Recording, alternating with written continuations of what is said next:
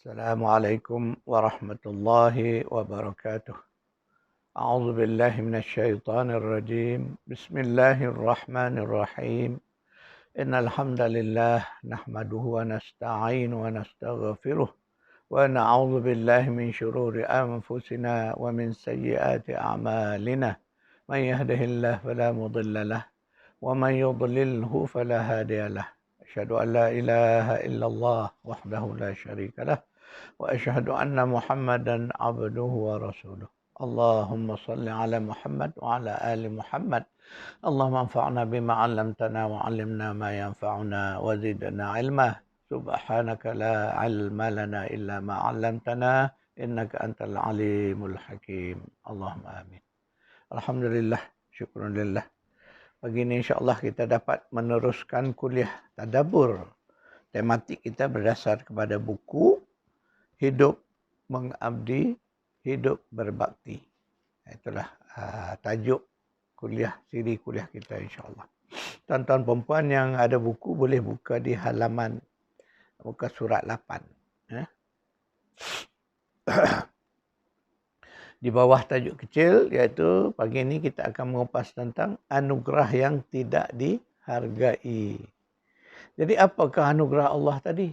Dalam kuliah-kuliah yang lalu, saya telah mengupas, mentadabbur ayat-ayat berkaitan dengan pemberian Allah. Anugerah Allah kepada kita sangatlah besar, ya Allah, tuan-tuan perempuan.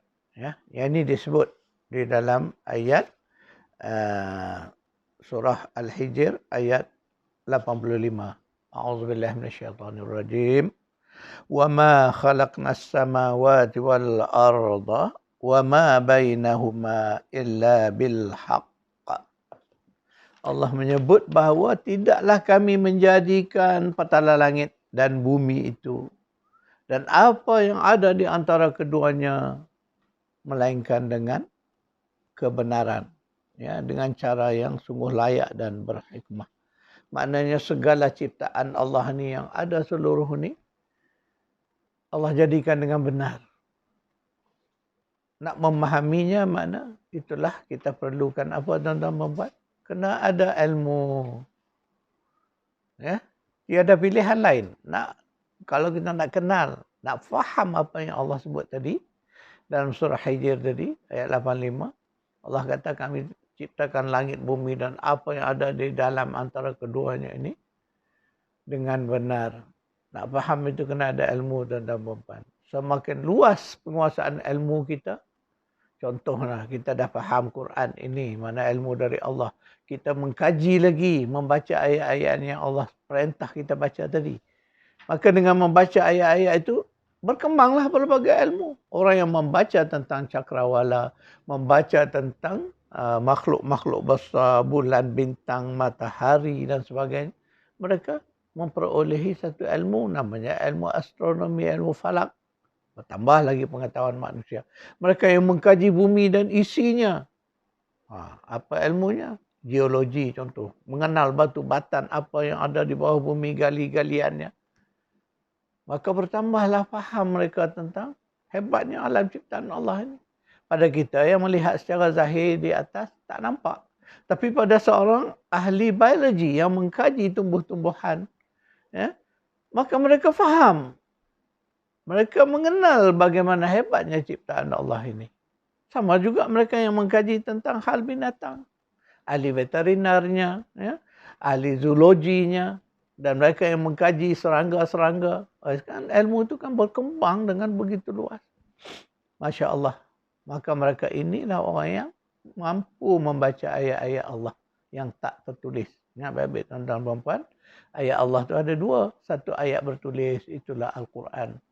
Yang keduanya ayat yang tidak bertulis, itulah alam seluruh ni. Selama mana kita mampu mengkaji, menyelidiki seluruh isi alam ni, datanglah dalam bentuk pelbagai bidang ilmu. Apa saja ilmu. Sains, semua adalah hasil dari pembaca ayat-ayat Allah yang tidak bertulis, ayat-ayat kauniyah. Jadi tuan-tuan perempuan, mari kita melihat apakah anugerah yang kita tidak hargai. Ingat baik-baik, kita sebagai khalifah Allah ni, Allah bagi keistimewaan kepada kita. Allah support kita dengan apa tuan-tuan puan-puan? Jangan lupa tu. Apakah kelebihan yang ada pada kita? Sebagai makhluk yang Allah nak jadikan khalifah yang mengurus tadbir alam ini. Allah bagi kita ilmu. Ingat tuan-tuan puan-puan. Sebab itulah Allah sebut, ya, ketika Allah nak menciptakan Adam, ya, Allah menyebut a'udzubillahi minasyaitonirrajim wa 'allama Adamal asma'a kullaha. Allah kata Allah telah mengajarkan Adam itu nama-nama benda seluruhnya. Sehingga Adam itu menjadi orang yang tahu. Jadi hari ini kita sebut orang tahu tu orang alim. Maknanya dia mengetahui. Orang yang tahu, berpengetahuan. Hari ini kita sebut dalam banyak istilah lah nak menggambarkan orang berpengetahuan tu. Tetapi makna itulah kerana Allah mengajarkan Adam. Wa'allama Adam. Kalaulah Allah tak ajar Adam, agaknya Adam tahu tak? Tak mungkin lah. Jadi kita jangan lupa tuan-tuan perempuan. Kita ini tidak lahir terus jadi pandai. Tidak. Kita pandai kerana kita melalui proses belajar. Dan Allah takdirkan bahawa proses belajar itulah menjadikan kita ni orang yang tahu. Maka kita pun alim. Itu kena faham konsep alim tu. Padahal kita tahu dalam bidang kita. Ya, bagi orang yang kepakarannya bidang tertentu, dia tahulah dalam bidang ilmu dia. Ya. Jadi begitu. Jadi maknanya sejak dari penciptaan Adam, Allah telah lengkapkan manusia itu dengan ilmu. Ilmu itulah yang mengangkat darjat Adam. Dan itulah menjadi titik pemisah ketika mana ke penciptaan Adam itu terpisahlah beberapa makhluk. Makhluk malaikat menjadi orang yang terus taat patuh kepada Allah. Sementara itu sang iblis menjadi makhluk yang durhaka kepada Allah. Kerana dia tidak dapat menerima hakikat bahawa Allah mengangkat Adam menjadi makhluk. Walaupun dia makhluk yang baru, tapi makhluk yang mulia. Sehingga Allah perintah semua malaikat bersujud hormat kepada Adam. Tapi iblis enggan, tak mahu. Aba wastakbar wa kana minal kafirin. Maka iblis menjadi orang kafir. Kerana apa? Dia tak boleh menerima hakikat Allah dah ajar Nabi Adam ni ilmu-ilmu yang banyak. Itulah hebatnya, ya, ketika mana Allah menjadi Adam tu, Allah ajar beliau ilmu-ilmu, iaitulah nama-nama setiap benda. Sebab ingat baik-baik tuan-tuan dan puan, kita mengenal segala sesuatu di alam ini dengan apa tuan-tuan dan puan? Ini kita belajar sedikit dia punya falsafah ilmu. Kita mengenal segala sesuatu berasal dari nama. Sebab itu kita ni disebut IC, identity card kita atau kad pengenalan kita itu, paling penting di situ ialah nama. Nama. Ingat baik-baik. Sebab segala sesuatu yang mengenalkan kepada kita ialah nama. Jadi sebab itu Allah sebut, Allah mengajar Adam akan nama-nama asma. Itu datang dari perkataan. Kalau satu, ismun. Asma itu jamak plural. Iaitulah nama-nama. Itu Allah sebut dengan jelas dalam surah Baqarah. Allah telah mengajar Nabi Adam itu akan nama-nama benda. Dan kita lihat. Setelah Nabi Adam, apa yang Allah ajar kita? Allah turunkan kitab-kitabnya dari langit kepada melalui para rasul yang Allah utuskan kepada umatnya, kepada seluruh manusia sepanjang zaman. Ingat baik-baik. Sehinggalah kepada rasul terakhir Nabi kita Muhammad sallallahu alaihi wasallam. Sekarang dah tak ada lagi rasul. Kerana apa? Kerana kitab yang ada pada kitab Al-Quran itu dah lengkap, dah sempurna. Dan Allah janji, Allah jaga Quran itu. Sampai ke hari ini, sampailah nanti ke hari kiamat. Tuan-tuan dan puan, lihatlah bagaimana rahmat Allah yang sangat besar, anugerah Allah yang sangat besar pada kita ialah ilmu. Tapi sayang tuan-tuan dan puan, kita orang-orang Islam ni, yang mengaku beriman ni, tapi ramai lagi yang tak menghargai ilmu, tuan-tuan dan puan. Maaf cakaplah. Berapa ramai orang yang nak mengaji, Berapa ramai orang yang serius nak mengikuti kuliah saya ni, nak buka YouTube, nak dengar video tengah jam ni. Berapa ramai tuan-tuan dan puan. Kalau dibandingkan dengan video-video lain, hiburan dan sebagainya. Terlalu kecil jumlah view yang kita dapat daripada YouTube kita ni tuan-tuan dan puan. Itulah di situ nisbah itu kita faham bahawa orang kita sendiri pun yang mengaku Muslim, mengaku beriman, tapi tak suka kepada ilmu. Ingat tuan-tuan, itu masalah. Itulah masalah umat hari ini. Itu dah dilema umat Islam hari ini. Mereka tak suka kepada ilmu, tak nak belajar. Sedangkan menuntut ilmu dalam Islam fardu. Yang itu kita selalu lupa dan mungkin ramai orang buat lupa. Inilah masalah kita ya. Akhir zaman ni umat Islam mengabaikan ilmu. Tuan-tuan dan puan, mari kita baca, sama-sama kita baca ayat daripada surah 32. Surah 32 ni surah Sajadah ya. Masjid-masjid selalu malam Jumaat subuh dibacalah, imam akan membaca surah Sajadah. A'udzu billahi minasyaitonir rajim. Allazi ahsana kulla syai'in khalaqah wa bada'a khalqal insani min tin.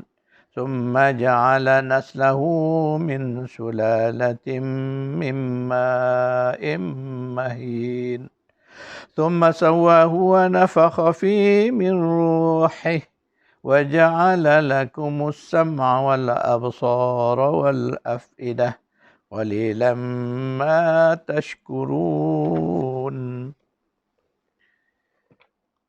Surah 32 atau surah Sajadah ayat 7 hingga 9.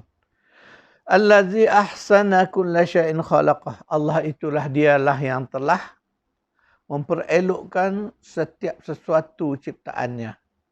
Wa ba'da khalqal insani min tin. Dan dia telah memulakan ciptaan manusia itu daripada tanah. Itulah Nabi Adam AS. Thumma ja'ala naslahu. Kemudian Allah menjadikan zuriatnya, keturunan Adam itu min sulalatin min ma'im mahin, daripada saripati air yang hina, Allah kata. Thumma sawahu, kemudian Allah kata dia menjadikan mencipta dan meniupkan fihi min ruhi, meniupkan setelah dijadikan jasad itu ditiupkan roh, maka kita pun hidup. Yang menghidupkan itu kerana adanya roh yang Allah tiupkan ke dalam jasad. Wa ja'ala lakumus sam'a wal absara wal afidah. Kemudian kami jadikan bagi mereka itu pendengaran, penglihatan dan juga hati. Qalilan ma tashkurun. Malangnya sangat sedikit mereka yang bersyukur. Tuan-tuan dan puan, faham tak ayat ni? Allah nak cerita pada kita, Allah ulang balik, Allah supaya kita ni ingat, jangan lupa. Kerana kita manusia ni selalu lupa. Allah ingatkan balik.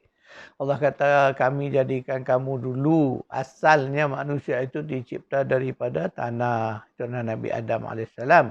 Kemudian zuriatnya, anak cucunya dicipta daripada air, saripati air yang hina. Ini dalam bentuk umum Allah cerita. Sebab Al-Quran ini sangat cantik bila ketika Allah menceritakan proses ciptaan manusia. Tapi dalam ayat surah Sajadah ni Allah kata, secara umum Allah kata bahawa kita ni dicipta dari saripati air yang hina. Air mani itu. Disebut mahin. Mana siapa pun tak pandang. Tapi dari situlah kita ni dicipta. Jadi itu satu peringatan kepada kita. Jangan kadang kita nak jadi sombong. Kerana asal kita ni dari mimma immahin. Tak patut kita ni sombong, angkuh seperti iblis. Itu kena ingat. Kemudian Allah kata, summa sawahu wa nafakha fihi min ruh. Kemudian Allah sempurnakan ciptaan itu. tubuh apa semua, kemudian dia ditiupkan roh. Roh itulah menjadikan kita ini hidup. Maka sempurna proses ciptaan manusia 9 bulan dalam rahim ibu, maka keluarlah kita ke dunia. Jadilah kita seperti kita sekarang ini, hidup di dunia ini. Itulah proses ciptaan manusia Allah ceritakan. Kemudian Allah mengingatkan kita bahawa dia juga menjadikan bagi kita itu pendengaran, penglihatan dan hati. 3 benda besar yang Allah cerita ni diulang lagi dalam ayat lain. Kalau tak silap saya dalam surah An-Nahl, surah 16 diulang, disebut lagi bahawa Allah cipta kita ni ada 3 benda besar Allah bagi pada kita. 1, pendengaran, penglihatan dan hati. Kenapa? Jadi yang ini kalau kita kaji, kita kupas, Masya Allah baru nampak. Insya Allah saya cuba buat dalam bentuk chart.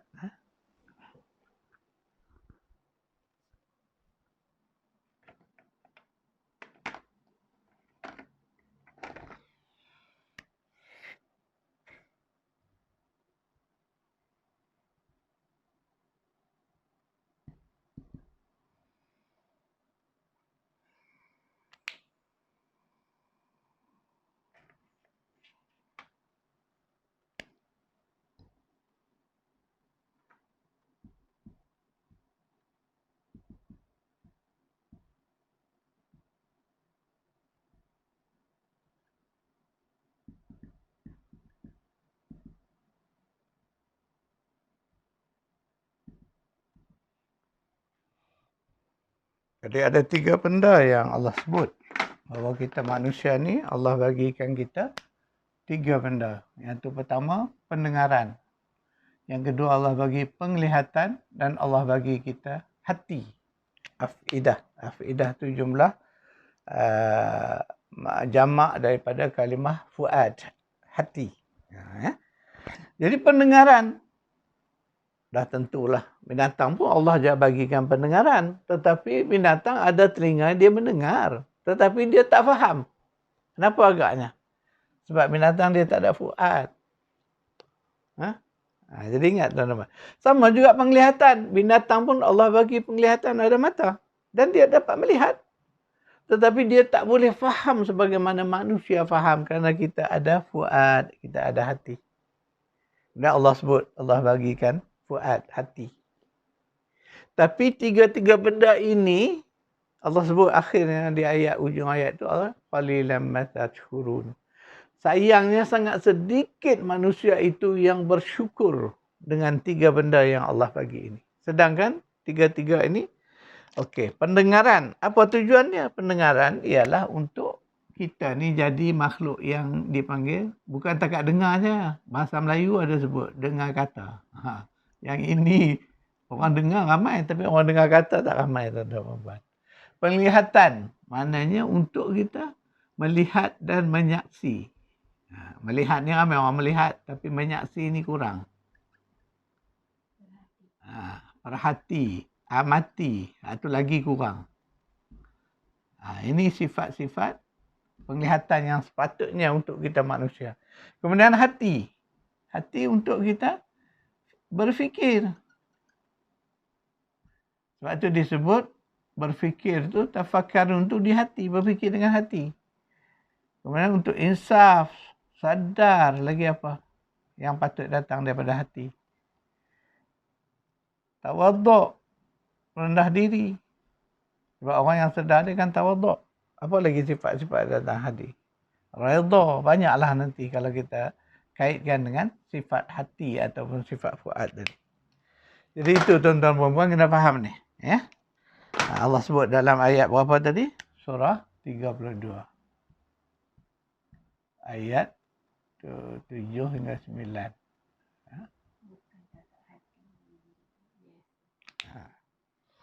Jadi tuan-tuan puan kena faham. Bila Allah sebut fuad, ini adalah hati maknawi ya tuan-tuan. Bukan liver yang ada pada dada kita.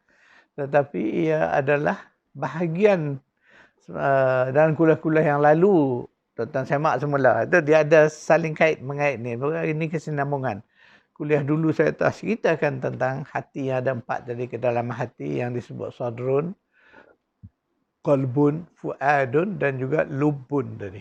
Dia ada lapis-lapisan. Itu kena ulang balik ya. Jadi saya nak cerita ni sebab ini ayat Quran cerita.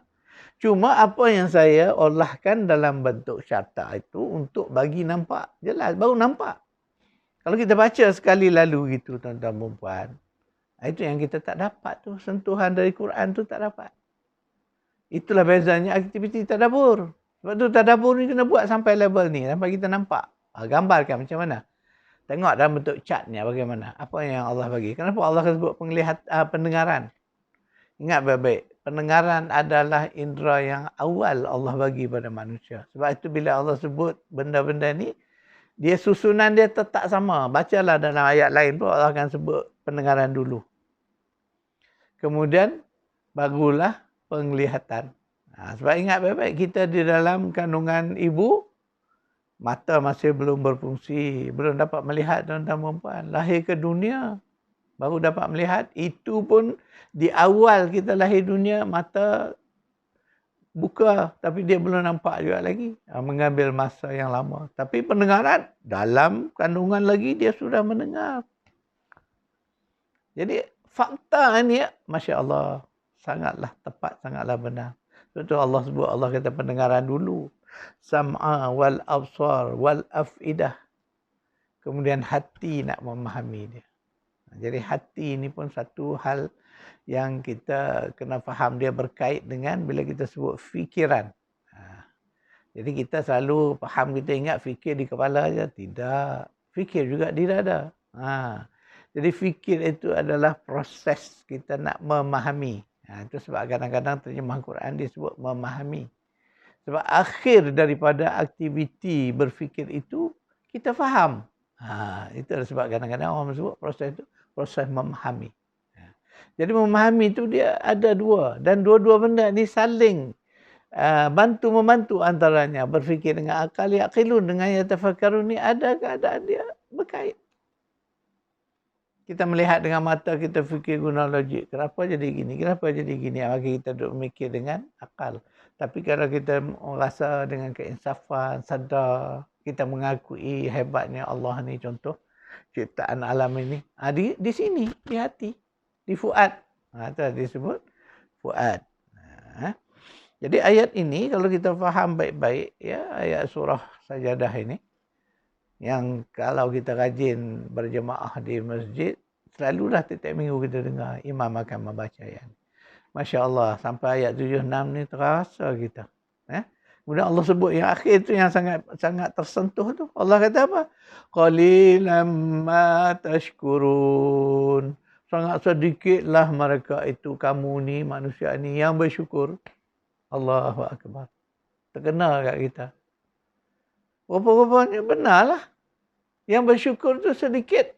Sebab tu saya tulis dalam buku, saya tulis tentang buku syukur dan kufur. Kerana manusia ada dua. Dia tak bersyukur, dia kufur.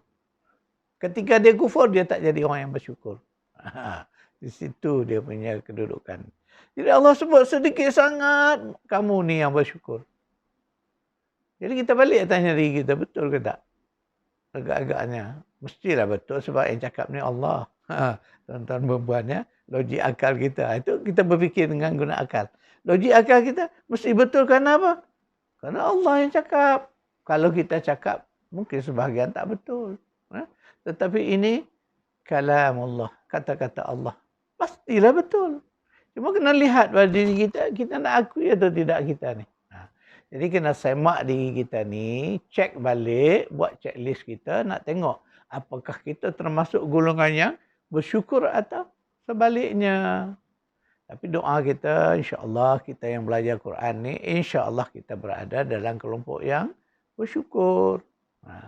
Tapi kita nak kena berhati-hati kerana ramai lagi kita, sahabat-sahabat kita, keluarga kita di luar sana yang tak nak mengaji Quran ni, tak minat nak mendengar kuliah-kuliah tadabbur ni. Kita takut mereka termasuk golongan yang ramai. Kita tak masuk golongan yang sedikit, iaitu golongan yang bersyukur. Kita tak mau masuk golongan yang ramai yang tak bersyukur. Tak bersyukur di mana apa tuan-tuan perempuan? Kufur lah. Itu saja. Tapi dengan kufur tu bunyi ngeri sedikit. Jadi kita gunalah bahasa tak bersyukur. Ya. Jadi tuan-tuan perempuan, itulah saya katakan tadi, bab ilmu ini sangat sedikit tuan-tuan perempuan. Tak ramai orang yang bersungguh nak belajar mencari ilmu. Sedangkan Allah menyebut, ingat baik-baik tuan-tuan perempuan, di dalam surah Muhammad, surah 47 ayat 19, A'udzubillahi minasyaitonirrajim, fa'alam annahu la ilaha illallah. Hendaklah kamu belajar sehingga kamu tahu, kamu kenal bahawa la ilaha illallah, tiada ilah selain daripada Allah. Maknanya nak mentauhid, nak mengenal Allah itu kena belajar tuan-tuan perempuan. Tidak datang sendiri. Tidak dengan pandai sendiri. Tidak. Kena belajar. Ingat. Makna begitulah hebatnya ilmu pada kita. Terutama kita orang beriman ni. Orang Muslim. Ilmu adalah isu besar tuan-tuan perempuan. Tetapi hari ini itulah saya katakan. Sayang umat kita mengabaikan benda besar ini. Maka kesannya kita dihina orang. Kita menjadi umat yang terhina. Di mana saja kita berada, terutama kalau kita ni golongan minoriti dalam masyarakat yang bukan Islam, maka kita akan jadi mangsa penindasan. Dihina, dipijak orang tuan-tuan perempuan. Hari ini berlaku di Palestin, berlaku di Burma, dan di pelbagai tempat lagi. Di India, kita dihina bila kita minoriti. Itulah kerana apa tuan-tuan perempuan? Salah satu faktornya kerana kita mengabaikan ilmu. Sedangkan ilmu adalah, saya sebut tadi, isu besar kepada orang-orang yang beriman. Jadi semaklah diri kita. Apakah kita ni suka kepada ilmu? Atau aku ni masih suka tapi sedikit saya suka tu. Mungkin baru 10%. 20%. Kena semak selalu. Biarlah tahap cinta kita kepada ilmu tu 100%. Itulah sebaik-baiknya kita sebagai umat Islam ini. Sekarang itu dulu tuan-tuan perempuan, kuliah kita begini. InsyaAllah saya akan bagi nota kuliah kita begini.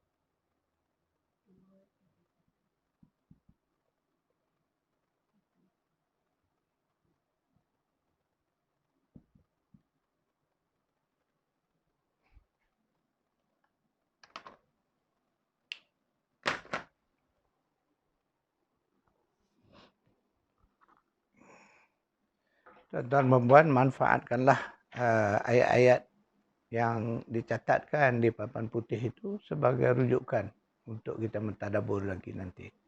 Sekadar itu dulu, insya-Allah kita bertemu lagi di besok hari. A'udzubillahi minasyaitonirrajim. Bismillahirrahmanirrahim. Alhamdulillahirabbil alamin wassalatu wassalamu ala asyrafil anbiya'i wal mursalin wa ala alihi wa sahbihi ajma'in.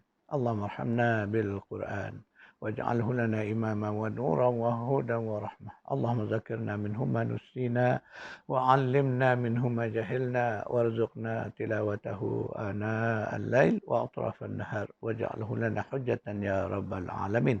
ربنا آتنا في الدنيا حسنة وفي الآخرة حسنة وقنا عذاب النار. صلى الله على محمد وعلى آله وصحبه أجمعين والحمد لله رب العالمين.